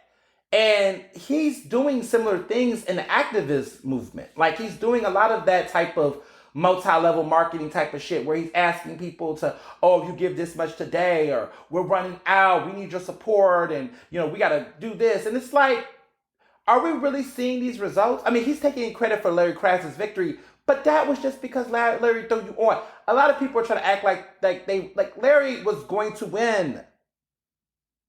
And I blame Larry Krasner for further amplifying this idiot. Because people are getting that. I mean, there were tweets where there was Shaun King was like harassing journalists and people trying to tell them that they left out Real Justice PAC, that they did not name them and said, you all did this story and didn't name that it was grassroots. Like he was antagonizing people before he, got real private with his account. He was antagonizing people around, that during election cycle. So it's obvious that he needs to amplify the marketing visibility of Real Justice PAC to get people to give money to it, because that's what keeps him and all his other folks paid. Period. I mean, it's a business. He knows how to do that. So this new project he's getting involved in with grass, I don't even know what it's about. Somebody else done died, and he's basically, trying to find a way to give this person legal support, and they need as much money as they can get to support. And so, of course, he's going to get paid as a consultant. Brandon Evans, if he's still attached to this project, will get some money. Like, everybody's going to keep getting money. That's just what they're going to do. Somebody dies. Who the first people they call? They call either, Ernestly Merritt, or they call Ben Crump. So the lawyers get involved, right? They, has Ben Crump won a case? I'm just saying, has Ben Crump won one of these cases? But that's the pattern now, right? High profile shooting, Ben Crump press release, Reverend Al Sharpton will come out and say something. Shaun King will share videos, and then there'll be a big old campaign. Everybody getting paid in that bitch, right? So Ben Crump is going to get some high profile visibility. There's something to be worked out. There's some other thing, right? And then you got, I don't know if Bill Crump is getting paid directly from the case. Who knows? But he's getting profile. He's getting buzz, right? Which he could use to do other things, right? Build his legal profile. Continue to build that profile. Continue to, he's got a book, right? He got a book to sell. Documentary appearances, television appearances, awards. I mean, so he's getting that. Shaun King gets to be able to have another campaign. White folks feel guilty, okay? And then they say, we're going to fund that. And then people keep getting paid. So it's a system here. A system. Because this ain't a movement. This is a system. And people like me is looking at it. That there has now become a system that now has been somewhat black-led, but not really from him, but others, that this has become the cycle. And you notice carefully that Becky Bond, okay, this woman, she's a white woman. You notice there's no black women, except Shaun King's wife, right? That is in the midst of this heavily. That black women, specifically in movement work, are not. The only person that kind of tethers in this a little bit, but she's got her own thing, is Tamika Mallory. But if you look very carefully at the major players in this, these mothers, right, some of these people, they're all playing back fiddle, back to these people that keeps taking the attention to the front. And that's what Samira Rice was talking about. Samira Rice was talking about how she was not the respectable one. She was not the one that they liked because she was very outspoken and opinionated, yada, yada, yada. It was very clear what she was getting to. And now, even more and more and more, I see it, that they have a system in place. And everybody's getting money. Everybody making money while also spreading awareness. With all that money, with all that organizing, with all that shit they got going on, how is it that they have not won a case? I wonder at a point, do they even want to win these cases? Is that what it's about? Or is it just them consistently, doing the best they can, quote unquote? It's just interesting. So, in wrapping this up, I guess, because I think I've left it all on the table, I have survived Shaun King, and many others are surviving Shaun King, right? Shaun King's doxing, targeting, deception. I shared on my Instagram story that there, and it's on Deshaun's on their Twitter account, that they had back and forth with Shaun King directly the DMs and basically was holding their feet to the fire around that post and around how they purposely misled people with the GoFundMe remarks and the critiques around this person amplifying mothers who, well, you know, people like Samir Rice, mothers like Samir Rice, who have accused Shaun King of, stealing money. And that was that. And in looking at it, Shaun King kept trying to deflect about, well, you accused me of a crime. It's like, no one's talking about crime, bro. All of those things. His post, he said that I'm the biggest liar of them all and that I was obsessed with him. He didn't really spell out, most of any of the things. I mean, any of the things he has tried to, I was able to link and show. Like one time he said I was lying when I said that he was asking for money on Facebook or that he was putting up Facebook ads. And he said he never put up Facebook ads. And then I was able to say, oh no, these ads for your PAC that pays you is Facebook ads, you dumb fucker. But he basically started off by saying that I had made a complete fabrication about him putting up Facebook ads for money. And then, of course, I keep my receipts. I have to explain to people that he did put up Facebook ads for Real Justice PAC, which is asking for money, and that he's the co-founder of that PAC, and that people that give money to that PAC gives money to him. You're putting up Facebook ads, bro. Like, what, come on. But he literally, when he first targeted me in 2019, he basically took a tweet that was like old as fuck, trying to say that it was a total fabrication, that he doesn't put up Facebook ads for money, and then I was able to express to people that the Real Justice PAC that he did put up those ads. Those were ads on social media. He's put up Facebook ads for North Star, I believe, for other PACs.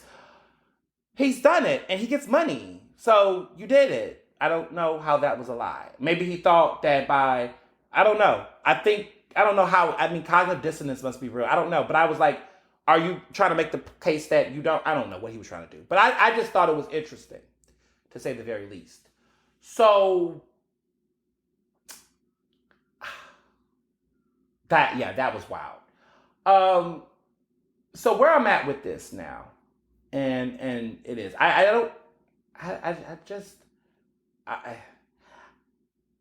well, let's just say this. I believe the end is near. I think victory has been achieved for Shaun King in the sense of not for him, but for those who have been criticizing him and holding him accountable. He's devolving. It's very clear that we're seeing that this is getting real for him, as it should. And I think that what we're seeing in this situation is real. There's somebody, right, who basically, on so many fronts that started off on the top, right? Like let's go back to 2019 real quick to just show the comparisons and the contrast. In 2019, he was, in 2019, 2018, he was unstoppable, right? I mean, there was a little bit of whispers, and there was one article that was written in Daily Beast by, I think, Cody Taylor. There was a couple of whispers, but none of them were enough to stop him now the way he's been stopped since. But 2019 was that crossroad point. For the years up until then, he pretty much was like the poster child. He was Time magazine that put him as one of the most influential people on social media at the time.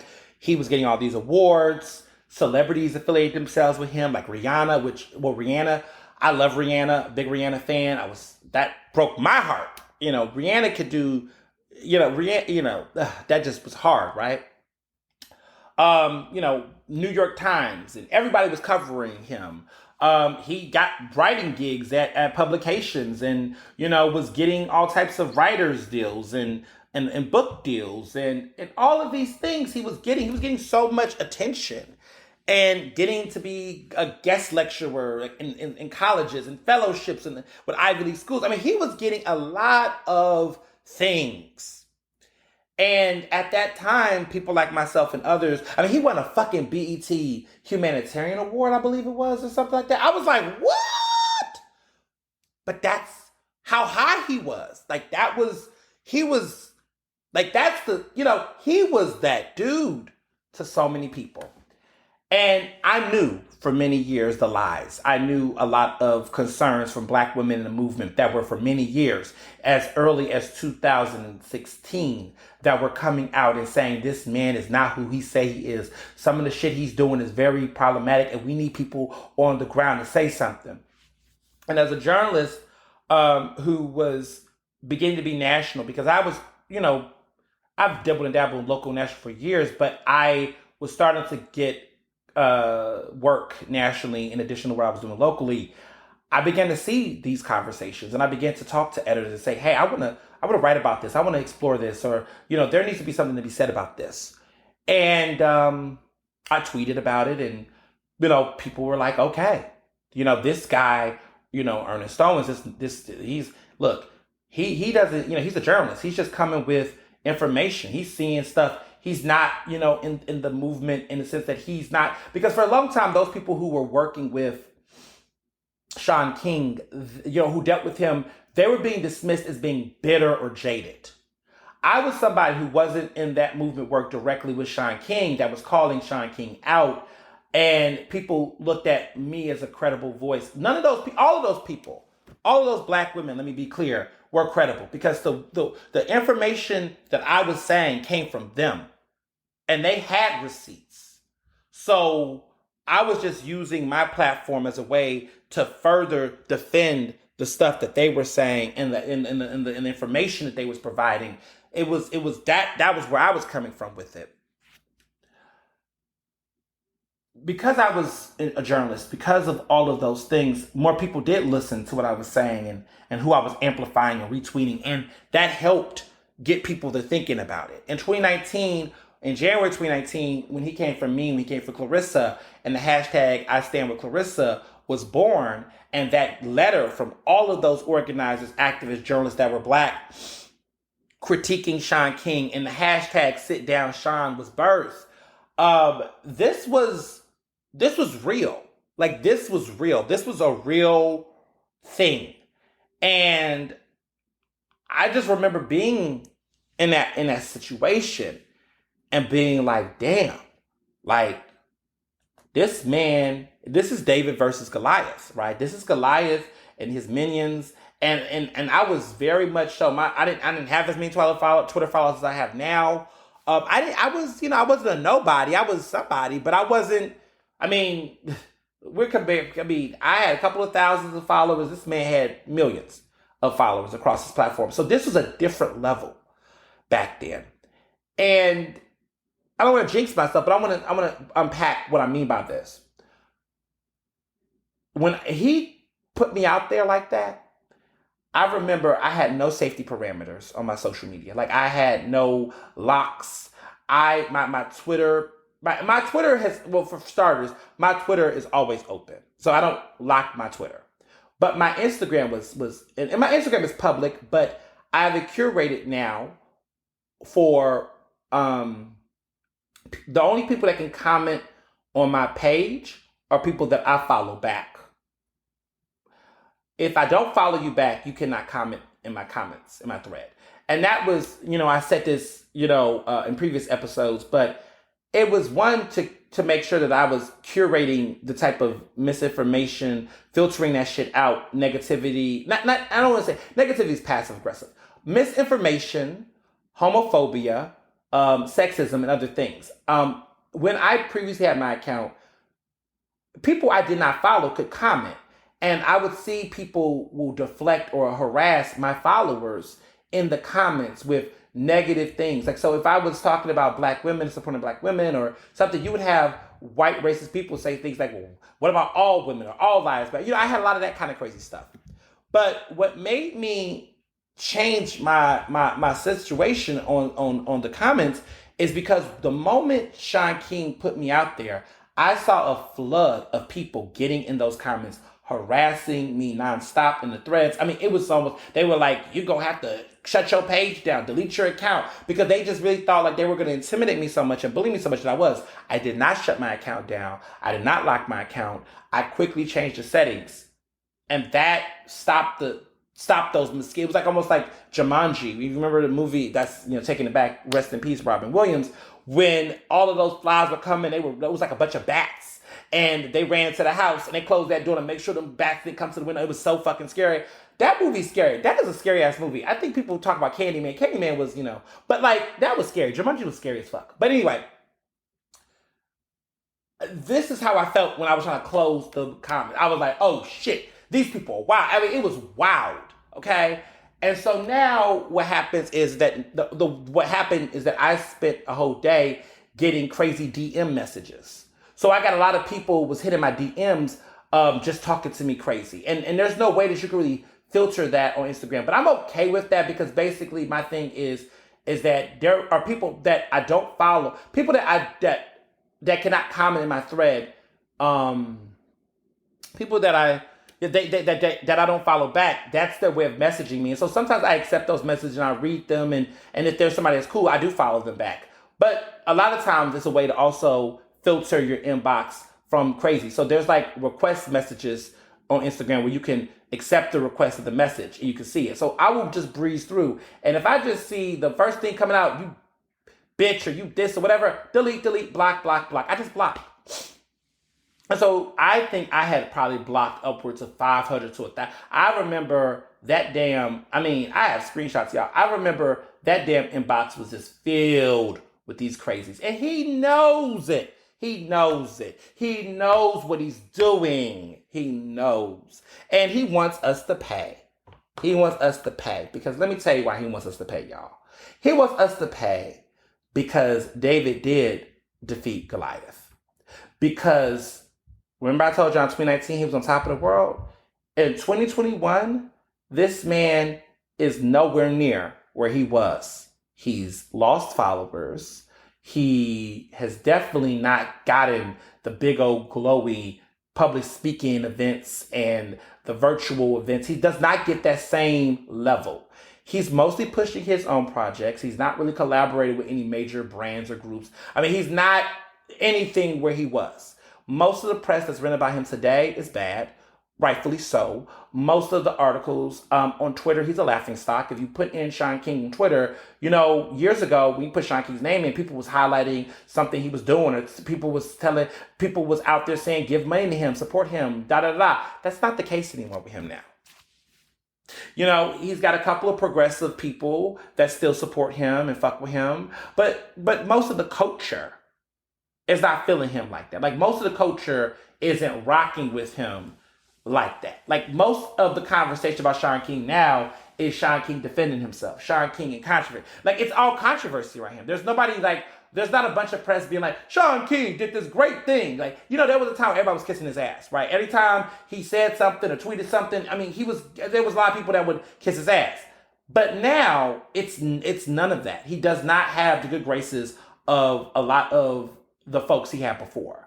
The culture sees him as a problem rather than a solution. He's a running joke. Talcum X and blah, blah, blah. Like Martin Lucifer King, someone called him. Martin Luther Cream. Thurgood Partial. Like everybody has jokes. He's a joke now. And people, don't believe shit he says. He has his cult following, but like the way that he was vaulted in the public eye 2 years ago, it's not there anymore. We did it, Joe. We did it. We did it. We told people the truth. We told people how problematic he is, and people realized, like collectively, people woke the fuck up. Black women really did that. I did my part as a journalist, but black women did that. Black womenist organizing movements did that. They did that collectively. And people still don't listen, but a lot of people did. And I'm happy to report that that's why he's bitter. That's why he's going for the lowest hanging fruit. He's not coming for these big dogs out here on Twitter talking. There's so many big, high profile names and folks that have definitely joined the clarion call. People with hundreds of thousands of followers. Look, I got like close to 30,000 followers on Twitter. Not bad. But people that got 10 times as many followers as me have called this man out. And he don't ever touch them. You put in hashtag block Shaun King, that shit is a movement. Okay? And that's what I'm saying. You Google this man, you read these articles, it is not flowery anymore. Nobody's taking him seriously anymore. And he's desperate. He's desperate. Like, dude out here talking about give me some money so I can relocate. If you was a boss and you got coins, you wouldn't need to be asking people to give you money to relocate from a situation. And the gag is, did he even move out his house? Did he ever actually move? Do we got an update? Did he actually get a new house? Oh, the money wasn't enough. He's still there. So that's the crazy part. Like, what's going on, right? Every time you turn around, he's got to do something. The North Star, like I said, flopped. Remember the North Star? Frederick Douglass might be rolling his grave to know this bastard is out here trying to promote something based off of that name. That publication with those subscribers, with Susan Sarandon and people talking about donating and supporting this, it flopped. Flopped. Flopped. F-L-O-P. Flop. It flopped. When you go on that site now, most of the content is written by his daughter. It's a family business now. Most of it is not the space that it was supposed to be, right? This alternative news outlet for Black people. The podcast is mostly him. Really, it's a glorified wannabe woke blog. Essentially, it's a family project. It's not this enterprise that he tried to gas up to be. Remember all these subscriptions and gift packages, and if you did this, you paid this. Remember all of that? What happened to all of that? Oh, that didn't work. Like many other things he's done that has not worked. Okay? Like the time he asked y'all to give him money or support him, right? To climb all the highest peaks and all that shit, right? And then he got tired and then it just kind of fumbled.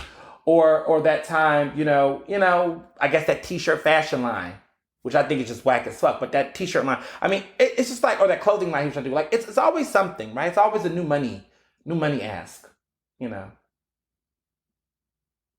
It's funny. And yeah, he's flopped.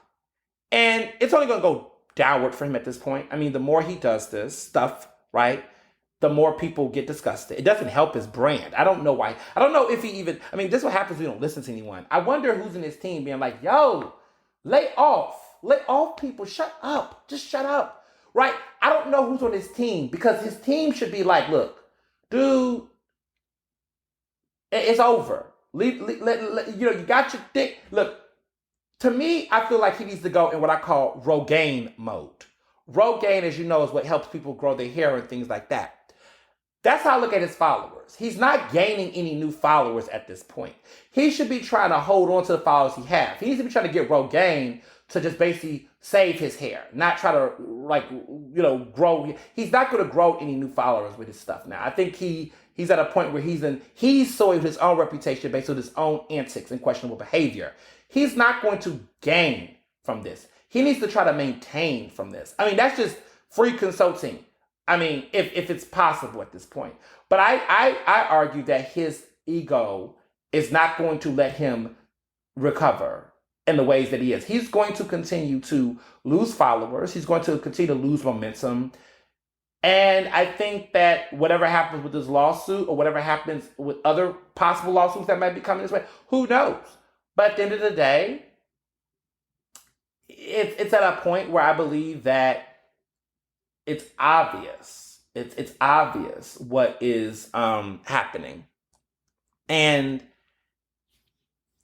it's I'm saying? It's real. It's real. And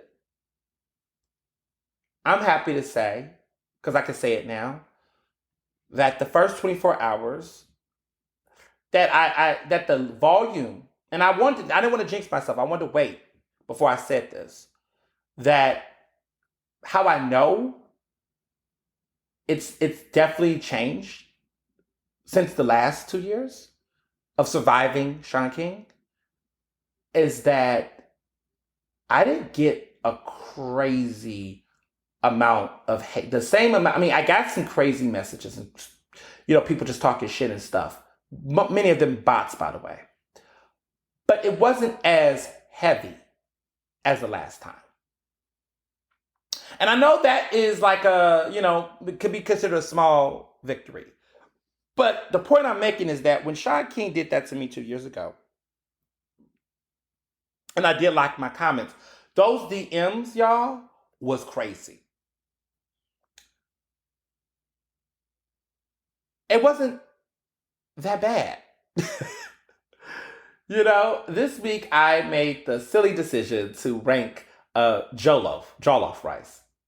And I put Senegal at number 1, because they originated the jollof. And then number 2 was Liberia. And then the second one was Ghana, which is my personal favorite, but based on the overall taste and everything. And then number 4 was Nigeria. Listen, just to put it in perspective, I had more people messaging me about the jollof rice than Shaun King.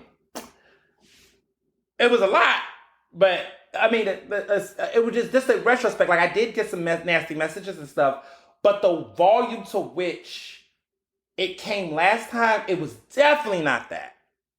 And to me, even though I got some very mean, nasty messages, and it was a volume that day, it was nothing compared to what happened 2 years ago. And that's when I realized that this man's power is weakening. We're basically dethroning the king. And that's when I was like, that was the light at the end of the tunnel. Because it was a difficult day to a certain extent. Because you just didn't know if it was going to stop, if it was going whatever. But I will tell you all that it was nothing compared to the last 2 years ago when this first happened. When he first did this. And so I see that his base is weakening. Still delusional, still crazy, but they're weakening. And I think that he's just desperate. And he has a pattern. He targeted us because he wanted to try to clear his name, his image, he thought, within his followers. He wasn't trying to win over the public. I think that Shaun King knows that he's a joke amongst the public. And now he's in this cult-like mindset. And this is my opinion. I think that he is in this space now where he's like, I'm going to center myself around it. What's crazy is that when he came for me like he did, I got more followers on Instagram. It was interesting, and that's the other interesting thing, is that I don't know if these people have converted to being like, okay, let me check out these people. There must be something here. Let me get to find out more. Because actually, I got more followers. He targeted me, and then I got more followers.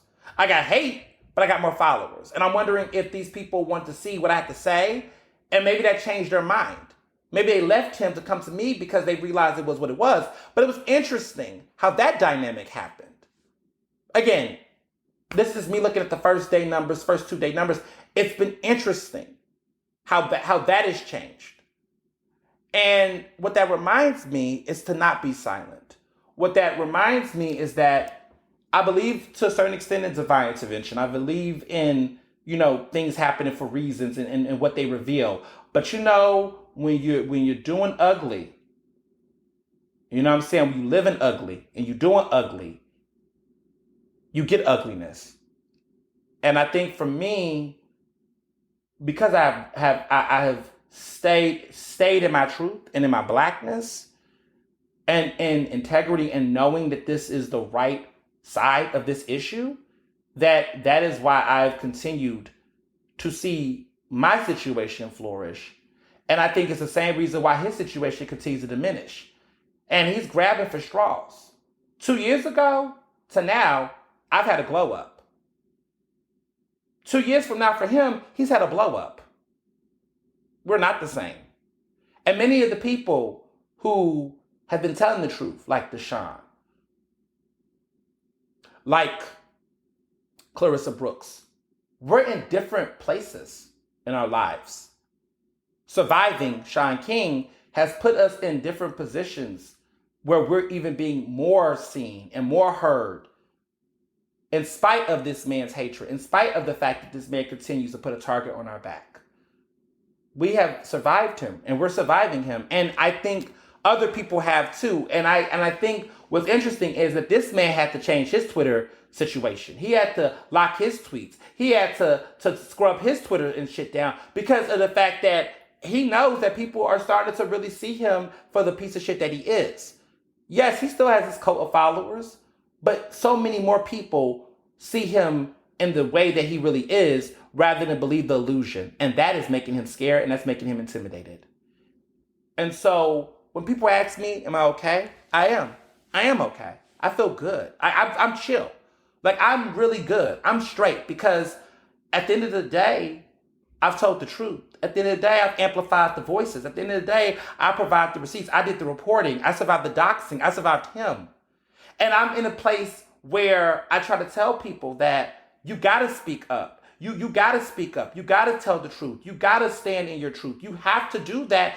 And you have to, because what I was able to do, what all of these Black women organizers were able to do, what Clarissa Brooks was able to do, what all of us were able to do, is that we was able to prove that community will have our back, community will come and protect us. I am so grateful for so many people who are around me that have my back, that are in different departments and disciplines and fields and teams. You'll be surprised how many people behind the scenes are rooting for us, are supporting us, are empowering us. Like, listen, I am very blessed that I can talk my shit with the type of teams I have that are legit.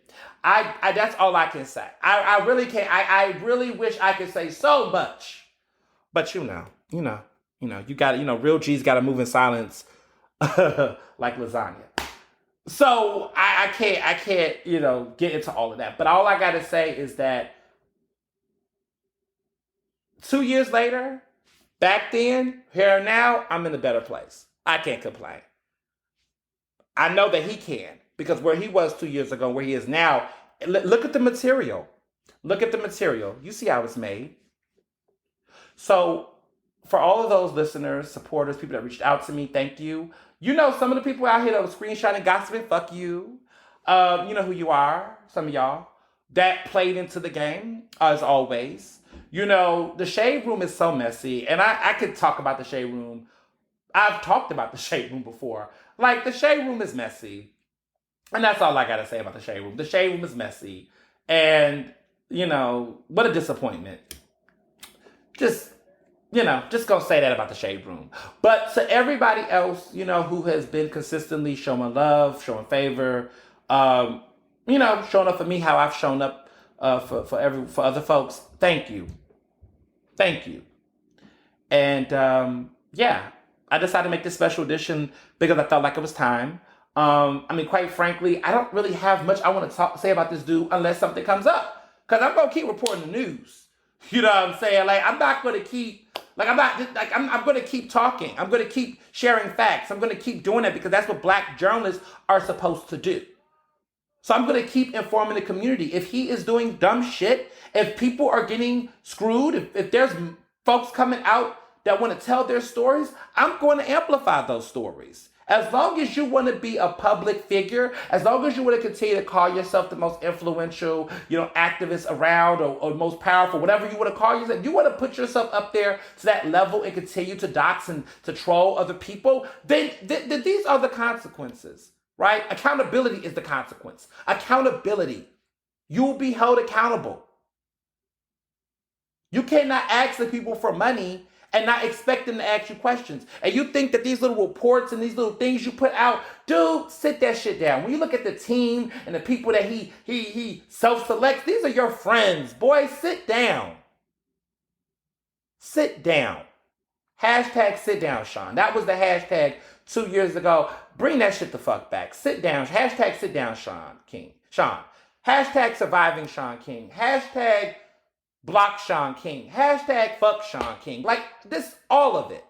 Because it's clear that even now, there is still those people that want to hold on. And this is what I got to say to y'all, because I got to address the Shaun King supporters that might be listening to this podcast and getting annoyed and getting mad, whatever. Let me be clear with you. You can say the crazy shit you want in my DMs. You're going to get blocked. I'm going to continue to block you. That's what's going to happen. Telling me how you feel about me, telling me how you feel about my body, my face, my journalism, my work, it don't bother me. Because at the end of the day, certified. You came in my DMs, not the other way around. Don't get it twisted. You will get blocked. I will continue to block you. You say you should open your comments. I'm not opening my comments for your crazy ass shit. You're going to get blocked. And let's be also clear. If you want to keep giving that man your money, if you want to keep believing that man and everything he's telling you, go ahead.